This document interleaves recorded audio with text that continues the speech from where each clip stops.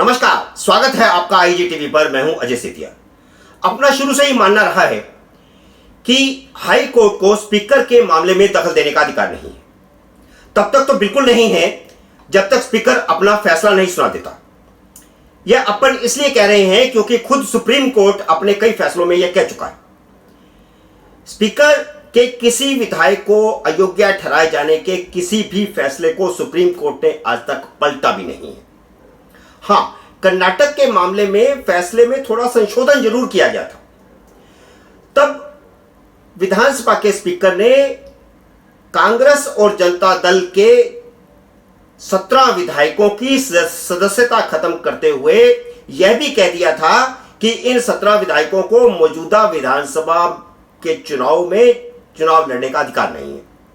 यानी वो जो सीटें खाली हुई थी उनमें उपचुनाव लड़ने का अधिकार नहीं है। वे सुप्रीम कोर्ट में गए और सुप्रीम कोर्ट ने कहा कि स्पीकर को यह अधिकार तो है कि वह विधायकों की सदस्यता को अयोग्य ठहरा सकें, लेकिन स्पीकर को यह अधिकार नहीं है कि वह उन विधायकों को जिनको अयोग्य ठहराया गया है उनको चुनाव लड़ने से रोक सके। तो एक तरह से स्पीकर ने लक्ष्मण रेखा का उल्लंघन किया है, ऐसा सुप्रीम कोर्ट ने कहा था और सुप्रीम कोर्ट ने उस फैसले को पलटा था, लेकिन इस बात की समीक्षा नहीं की थी कि वे योग्य हैं या अयोग्य हैं। तो राजस्थान हाई कोर्ट ने स्पीकर के नोटिस पर सुनवाई करके भी लक्ष्मण रेखा का उल्लंघन किया है। यह अपना शुरू से मानना रहा है, पर गलती स्पीकर सीपी जोशी ने भी की। उन्हें कोर्ट में अपना वकील भेजना ही नहीं चाहिए था। वह सोमनाथ चटर्जी वाले स्टैंड पर कायम रहते कि स्पीकर कोर्ट के मामले में दखल नहीं दे सकते।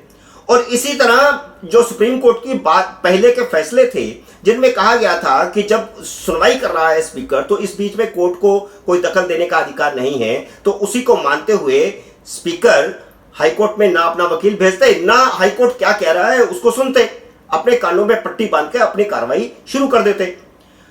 पहले खुद अपना वकील भेजकर स्पीकर सीपी जोशी ने स्पीकरों को कोर्ट के दायरे में लाने की गलती की और अब सुप्रीम कोर्ट में याचिका दायर करके कह रहे कोर्ट को लक्ष्मण रेखा का उल्लंघन करने से रोका जाए। सीपी जोशी की एसएलपी में पंडित एसएमएस शर्मा बनाम कृष्ण साही केस का हवाला दिया गया है और इस केस में 7 जजों की बेंच ने कहा था कि स्पीकर की ओर से भेजे गए नोटिस की न्यायिक समीक्षा नहीं हो सकती। तो जब यह चीज पहले से पता थी, जिसको उनका वकील अब सुप्रीम कोर्ट में कह रहा है, तो उसी तरह की अनदेखी सीपी जोशी को करनी चाहिए थी, लेकिन उन्होंने नहीं की।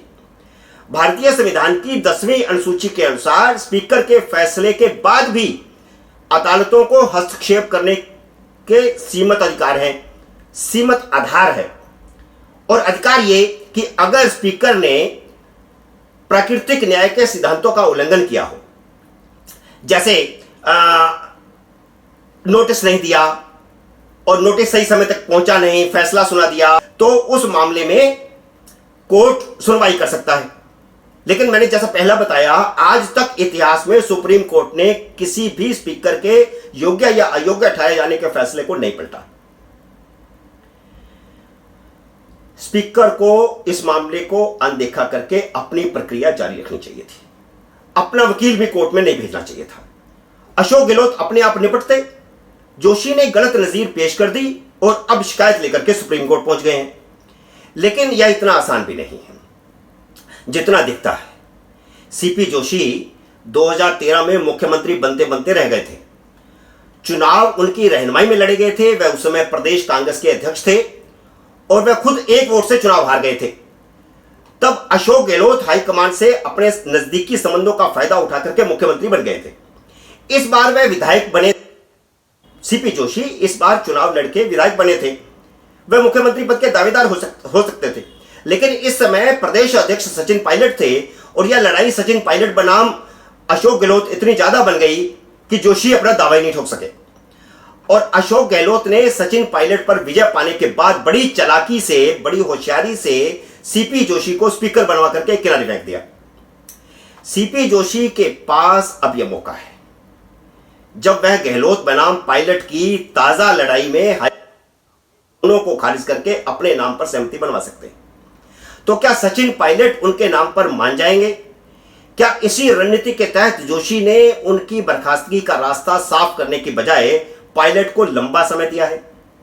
क्या वह गहलोत का विधानसभा में बहुमत साबित करने का गेम बिगाड़ना चाहते हैं ताकि पायलट खेमे के खुल्लम खुल्ला सामने आए 19 विधायक और गुप्त रूप से अशोक गहलोत खेमे में बैठे उनके 13 विधायक?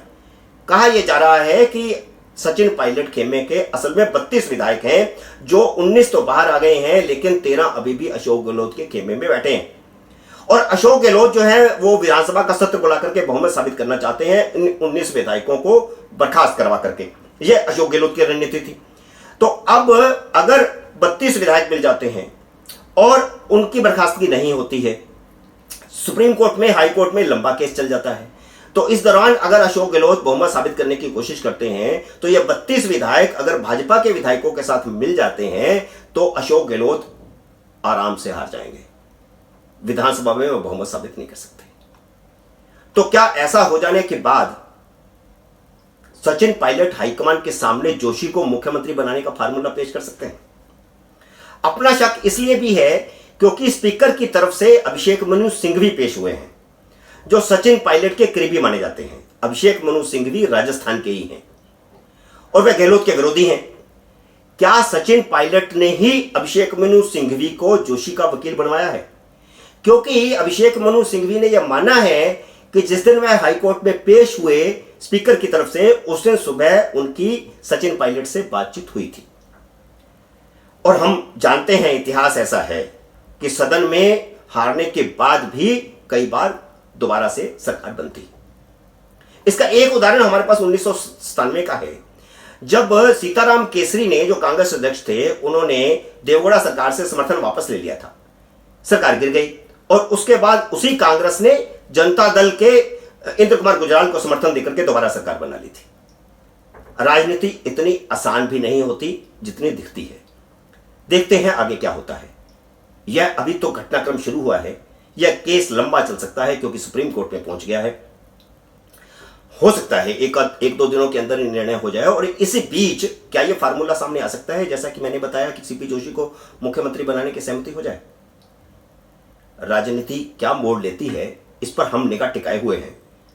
आपके सामने नए घटनाक्रम की समीक्षा लेकर के फिर हाजिर होंगे। तब तक नमस्कार।